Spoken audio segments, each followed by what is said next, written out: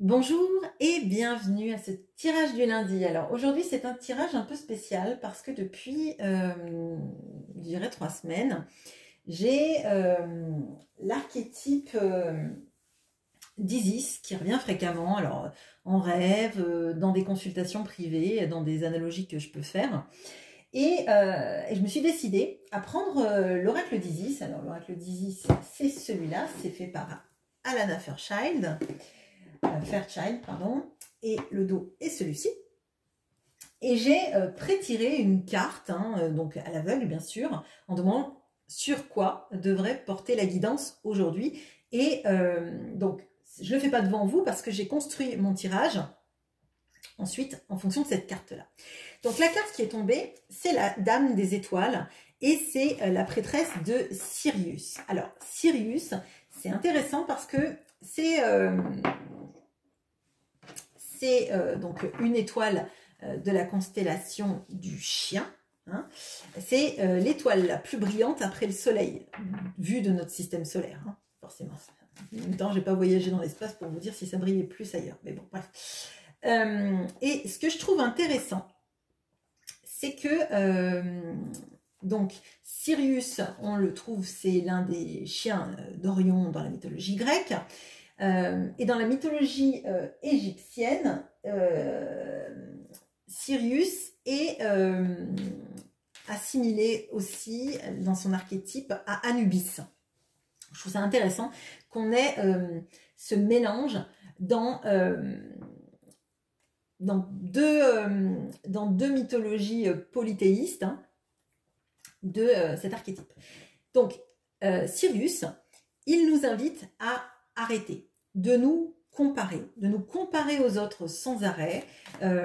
Et alors, c'est étonnant parce que si on dit que c'est, je vous ai dit en premier lieu, c'est l'étoile qui brille la deuxième après le soleil. Vous voyez, un petit peu comme si il y a le soleil et puis après il y a Sirius qui brille, mais bon, un peu moins. Vous voyez, comme si déjà, moi-même, dans la présentation que je vous en fais, je compare les deux étoiles. Ok ?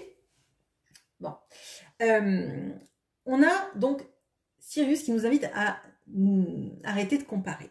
Elle nous invite aussi à l'amour inconditionnel. Et l'amour inconditionnel, c'est avant tout l'amour de soi-même. S'aimer soi-même dans son ombre et sa lumière pour trouver la force, la capacité surtout d'aimer les autres. Parce que quand on explore ses ombres et ses lumières, on se rend bien compte que les autres aussi ont leur part d'ombre et de lumière, ça nous permet de les accepter plus facilement. Ça nous permet aussi de voir, toujours dans ce mode de la comparaison, qu'ils sont ni mieux ni moins bien que nous, ils ont juste aussi leur côté ombre et leur côté lumière. Et là où c'est intéressant, c'est que c'était la saison des éclipses, là, ces derniers temps. Alors, je ne sais pas si c'est fini, je pense que c'est fini, mais on a eu, justement, au moment où j'avais cet archétype d'Isis qui revenait sans arrêt, j'ai procrastiné pour le tirage, mais bon, bref, c'est pas grave, on avait d'autres choses intéressantes à voir le lundi. Les éclipses, une éclipse de soleil, et la lune vient et on ne voit pas le soleil, pourtant le soleil existe toujours, d'accord? C'est pas parce qu'il est éclipsé, c'est pas parce que quelque chose vient devant pour obscurcir sa lueur, sa lumière, que la lumière n'existe pas. La lumière existe toujours.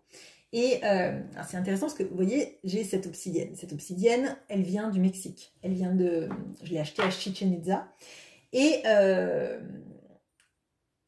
justement, cette obsidienne servait à contempler les éclipses, notamment, sans se faire mal aux yeux, d'accord. En fait, on voit la lueur sans être ébloui par les rayons, sans que ça nous fasse mal. Et c'est aussi une notion, peut-être, de voir les choses en face. Si on parle du soleil, par exemple, voir le soleil en face, donc voir ce qui est caché, peut-être, sans avoir pour autant l'ego qui prend le dessus et qui nous traîne dans des interprétations. Bon, alors, ensuite, Sirius, elle nous invite à voir aussi qu'on fait de grandes avancées dans notre vie, même si pour l'instant, on a peut-être l'impression de stagner. Les avancées, c'est pas forcément avoir une progression de carrière fulgurante, c'est peut-être tout simplement, et c'est déjà pas mal, d'avancer dans sa démarche spirituelle, d'avancer dans un processus de guérison, d'avancer dans un deuil, d'avancer dans des compréhensions du monde, dans surtout aussi ce que je vous disais tout à l'heure, dans cette notion, c'est une sorte de melting pot entre la comparaison et l'amour inconditionnel. Alors, ce qu'on va faire aujourd'hui, c'est d'aller regarder avec le petit Lenormand. On va regarder pourquoi vous devriez vous aimer, mais au travers de plusieurs prismes. Pourquoi vous devriez vous aimer en cherchant Sirius en vous. On va chercher l'étoile.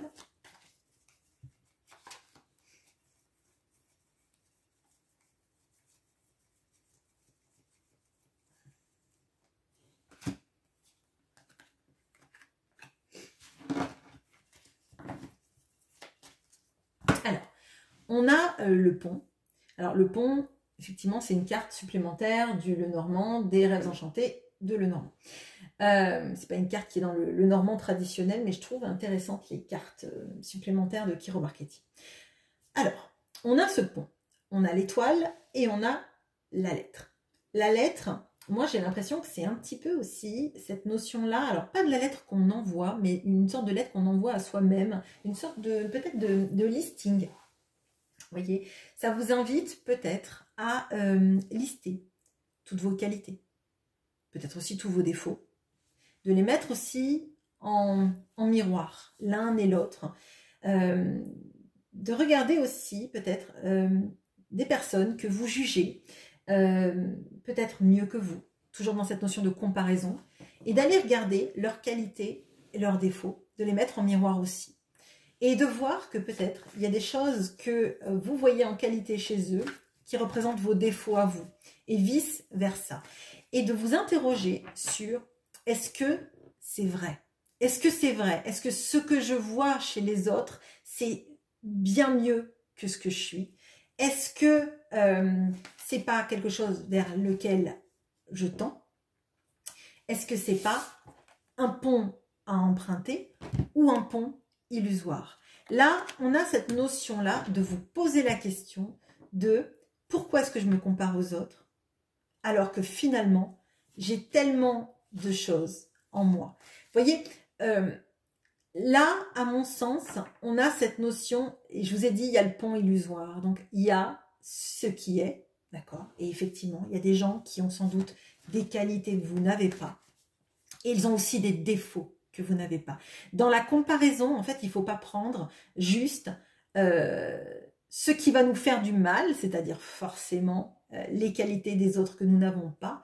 Mais à côté de ça, eh bien, toutes les qualités que vous avez, ces personnes ne les ont pas non plus. Et parmi les défauts que vous avez, il y a peut-être des défauts qui sont bien moindres que ceux qu'ils ont. Vous voyez, peut-être parce que justement, vous êtes capable de faire ce travail sur vous-même, hein, de regarder vos qualités, vos défauts, de vous interroger justement en arrivant à trouver des défauts. Hein. Alors, tout le monde n'en est pas capable. Hein, pourtant, on a tous des défauts. Bon, alors, un conseil pour vous aider à vous aimer et à vous sortir de cette comparaison.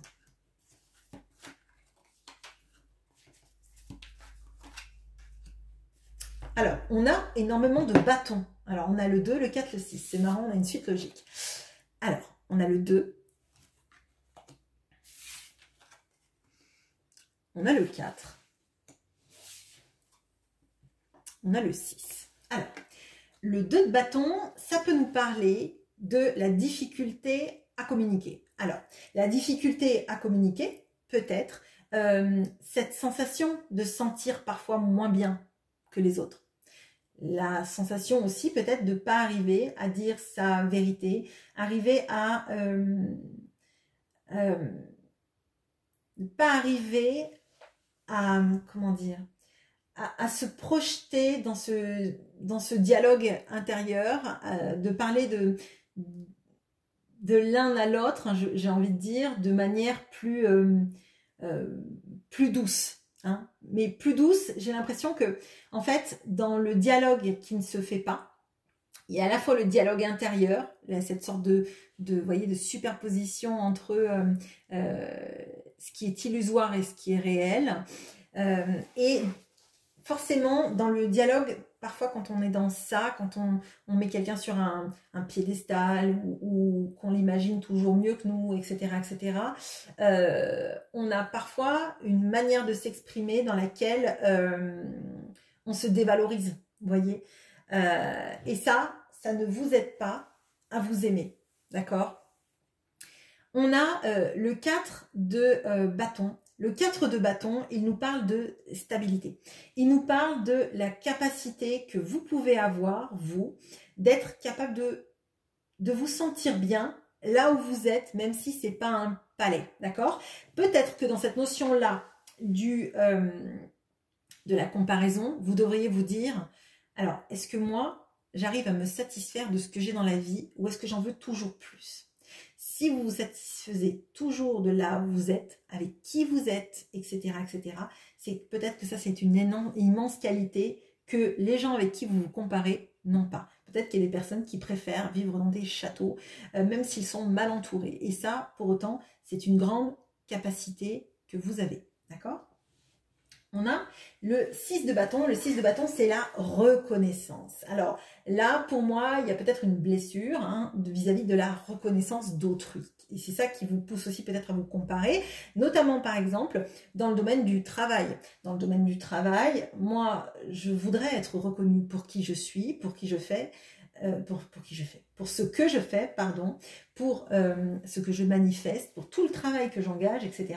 Et pourtant, ce n'est pas le cas. Les autres réussissent mieux, les autres ont plus de retombées positives, ont plus de commentaires positifs. Je ne parle pas de moi, Deandra, sur cette chaîne, je parle de... Peut-être d'ailleurs, c'est possible. Mais on a cette notion-là de vouloir qu'on reconnaisse votre mérite. Et forcément, quand on a besoin d'être reconnu pour son mérite, il y a aussi cette notion-là de « mais les autres, eux, sont reconnus ». Vous voyez ce que je veux dire? Donc, la comparaison, elle doit s'attacher effectivement plus au fait de montrer votre valeur pour tout ce que vous avez en vous, vos qualités, vos défauts, mais vos accomplissements aussi, et pas forcément en vous mettant en concurrence, en tout cas dans votre tête, avec les autres qui ont un meilleur poste, les autres qui ont plus de clients, de patients, etc. Les gens qui ont une vie de famille qui vous paraît super et puis finalement qui est peut-être que de la poudre aux yeux. Les gens qui ont plein d'amis, mais peut-être que c'est des amis qui ne les aiment pas vraiment, etc. Vous voyez, il y a de ça. Pour moi, la reconnaissance, c'est juste une histoire de vous, en fait. Est-ce que vous êtes à l'aise dans ce que vous présentez au monde? Et pas, est-ce que vous avez moins ou plus que les autres? Est-ce que vous devriez avoir plus ou moins que les autres? Vous voyez, c'est plutôt ça, en fait. C'est pas de vous, faut arrêter, pardon, de vous savonner la planche en vous disant que les autres font mieux, les autres sont mieux, les autres ont plus de qualité, etc., etc. Parce que ça, c'est un cercle sans fin. Ok, alors, je ne sais pas si j'ai été claire, mais n'hésitez pas en commentaire, je m'expliciterai. Alors, on a ça, ok. Alors, maintenant, on va aller chercher la lumière en vous.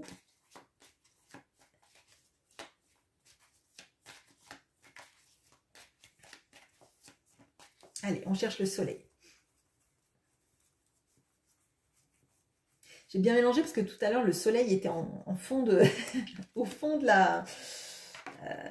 le normand, c'était une première carte. Alors, comme je veux toujours qu'elle soit encadrée, ça m'allait pas. Voilà. Deandra est psychorigide sur ce point-là.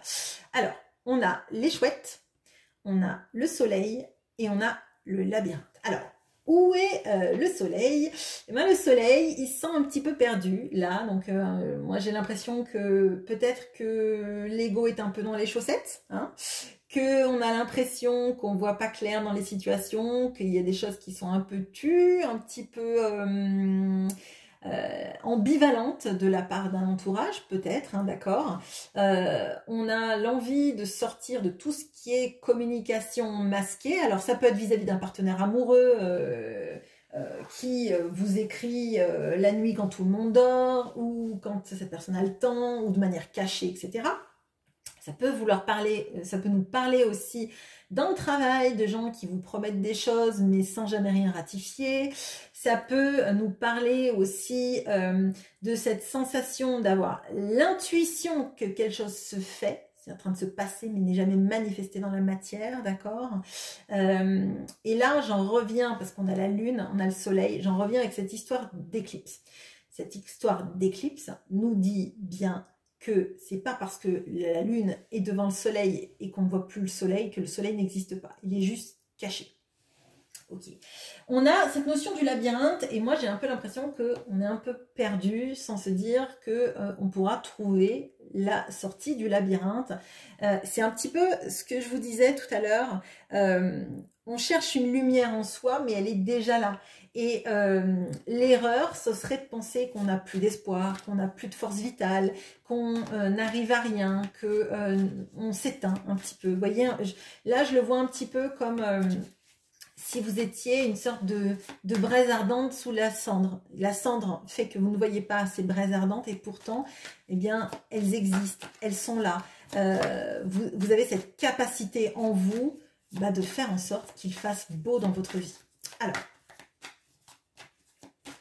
qu'est-ce qu'on peut me dire justement pour sortir de ce labyrinthe, pour que votre lumière, elle brille au monde et pas qu'elle soit cloisonnée dans un pauvre labyrinthe? On a le valet de denier, on a l'empereur, magnifique, et on a le 5 de coupe. Alors, donc, le valet de denier, l'empereur, je ne sais pas pourquoi en ce moment je l'appelle l'impérator, mais bon, je ne sais pas. Et on a le 5 de coupe. Alors,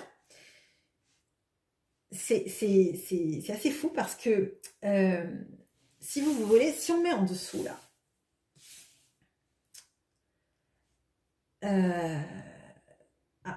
j'ai une chanson de Francis Cabrel, je m'étais perdue, je recherchais des yeux, chaque jour quelqu'un veut me prendre la main, me donner une image, un masque à porter pour mieux pouvoir après m'enfermer dans sa cage. Ok, alors, c'était pour la chanson du jour.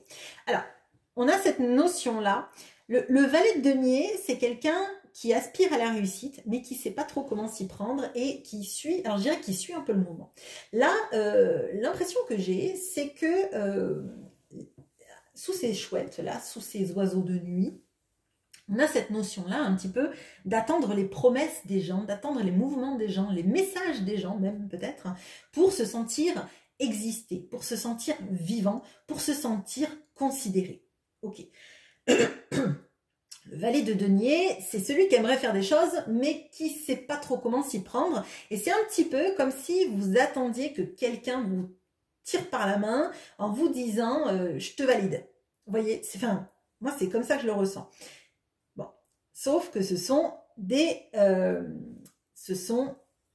oiseaux de nuit qui ont peut-être des discussions très profondes, mais qui se cachent dans la nuit, d'accord? C'est les chouettes, je ne sais pas si vous avez vu une chouette en plein soleil, mais elle voit rien, elle est éblouie et elle n'est pas heureuse. Donc, elle ne coïncide pas avec votre lumière intérieure. La lumière intérieure, par contre, avec cet empereur, c'est ce que vous devez incarner, c'est-à-dire la force d'être soi, la force de cette maîtrise que vous avez, de croire en vous, de croire que vous pouvez diriger votre monde, de diriger votre vie et de ne pas attendre des validations. D'autant plus si ces validations vous plongent dans une sorte d'état de regret, de lien avec le passé trop présent qui vous tire en arrière. Si vous êtes tiré en arrière quand vous êtes dans un labyrinthe, vous ne trouverez jamais la sortie. Au mieux, vous trouverez l'entrée, mais c'est pas ce qui vous est demandé quand vous vous apprêtez à faire un labyrinthe, d'accord? Ou alors vous trichez, mais vous ne pourrez jamais dire que vous avez affronté ce labyrinthe, d'accord? Là, le 5 d'épée, il vous dit qu'il faut avancer, qu'il faut faire le deuil des conditionnements passés, des idées que le passé, c'était mieux avant. Avant, c'était mieux par rapport à une situation, mais c'était peut-être bien pire aussi. Parce que dans le passé, peut-être que vous n'étiez qu'une personne inconsciente de sa valeur, qu'une personne qui se pensait être un petit valet de denier et qui aurait été cloisonné à être toujours le petit valet de denier. Sauf qu'en fait, vous êtes amené à être l'empereur, à savoir que vous pouvez vous imposer dans la vie, dans vos relations. Alors, ça ne veut pas dire écraser les autres, on est bien d'accord, hein, mais faire briller le soleil que vous avez à l'intérieur, il est là avec l'empereur. L'empereur, il ne se pose jamais de question s'il est capable de régner ou pas, en fait. Hein. Il sait qu'il est bon pour régner, que c'est sa voie, sa vocation. Et vous, vous devez régner sur votre vie. Ça me paraît essentiel. On va passer... Pardon, excusez-moi, la gorge, c'est pas tip top là, et je suis désolée pour vous, c'est pas agréable de m'entendre me gratter la gorge sans arrêt, mais je peux malheureusement pas faire autrement. Alors, maintenant, on va regarder la grosse avancée dans votre vie. Où elle est. Pourquoi est-ce que vous devriez vous aimer pour l'avancée que prend votre vie? Alors.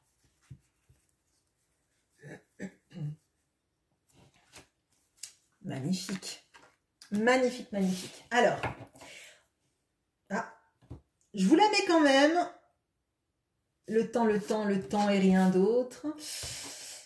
Ok, alors, on a... pardon, excusez-moi, j'ai 79 ans du coup. On a l'arbre qui va nous parler d'avancée, de guérison énergétique, mais même de guérison et d'ancrage. Hein, d'ancrage. C'est chouette. Là,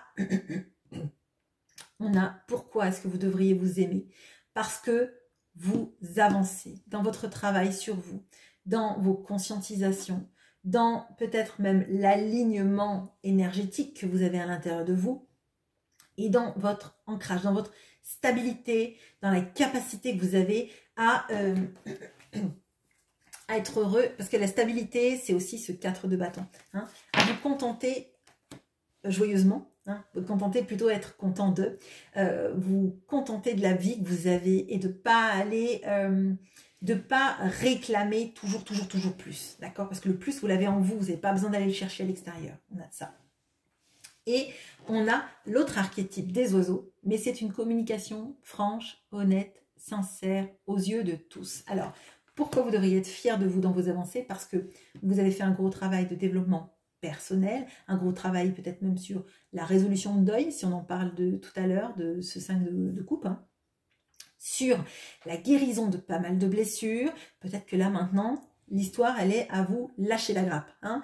À un moment donné, vous avez bien avancé. Peut-être maintenant vous pouvez être dans un moment de pause. On n'a pas le 4 d'épée, mais peut-être maintenant je suis un peu fatiguée. Je vais faire des choses qui me font du bien, mais pas chercher à m'améliorer sans arrêt dans une lutte sans cesse. Et surtout parce que vous êtes capable, vous, de vous exprimer avec votre cœur, avec votre tête, mais vous exprimer à découvert, pas comme une chouette, pas dans du sneaky, pas dans cette notion-là de dire une chose et puis peut-être un peu son contraire, de jamais trop s'engager. Là, il y a de l'engagement, de la parole. Une parole et un acte sont cohérents. Et ça, vous l'avez en vous. Moi, je pense que c'est un travail de longue haleine que vous avez effectué. Votre avancée, elle montre tout le travail que vous avez effectué depuis des années. Et d'ailleurs, vous voyez, cette horloge, elle a les différents types d'oiseaux, d'accord? Elle a la poule, elle a les petits oiseaux qui sont ici, et elle a les chouettes de tout à l'heure, d'accord? Donc pour moi, il y a eu un gros travail qui a été fait pour dire sa vérité, pour dire qui on est, pour s'affirmer peut-être aussi, mais ça c'est une sacrée victoire que vous avez mis en place, ce que vous êtes en train de mettre en place. Cette grosse avancée, c'est votre fierté d'être la personne qui s'affirme dans sa vie. Alors, quel conseil pour continuer de vous aimer? Pourquoi est-ce que vous devriez vous aimer joli. Alors, on a la reine de denier. On a le 9 de bâton. On a la papesse. Ou la grande prêtresse, comme vous voulez. Alors, pourquoi est-ce que vous devriez vous aimer? Parce que vous êtes effectivement ancré avec la reine de denier, on a cette notion. On a cette notion et c'est intéressant parce qu'en fait, la grande prêtresse, elle nous parle de spirituel. Hein, elle nous parle du développement spirituel, des intuitions, du monde invisible, je dirais, un peu comme la lune, avec l'intuition, la lune dans les éclipses dont je vous parlais en préambule.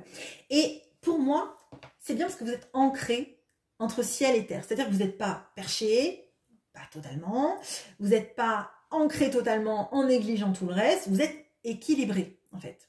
D'accord? Et c'est ça l'équilibre. L'arbre n'est pas que racine, il est aussi branches, fleurs, fruits, etc., etc. Donc pour moi, il y a cette notion-là de jonction.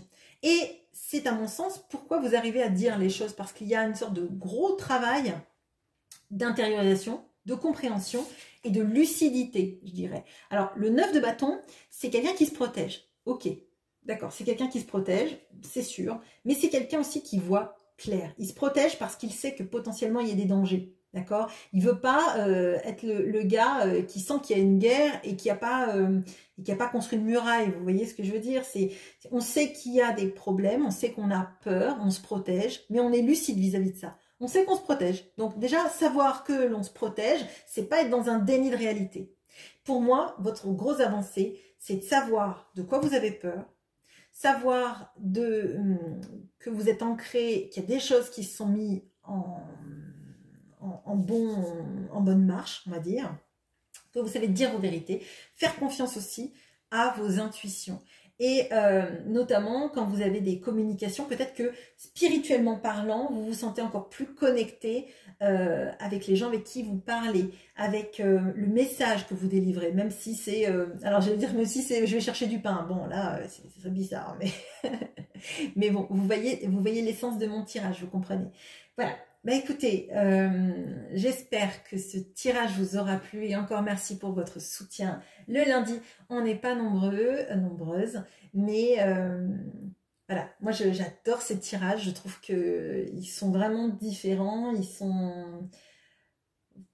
Voilà, je ne vais pas me lancer de fleurs du tout, c'est pas ça, mais j'aime bien parce que les messages sont différents et ils sont peut-être plus exploratoires en tout cas, mais ce qui est certain, c'est que Sirius vous embarque dans ce chemin à vous aimer et à être fier d'être qui vous êtes. Et ça, pour moi, j'aime bien le chemin.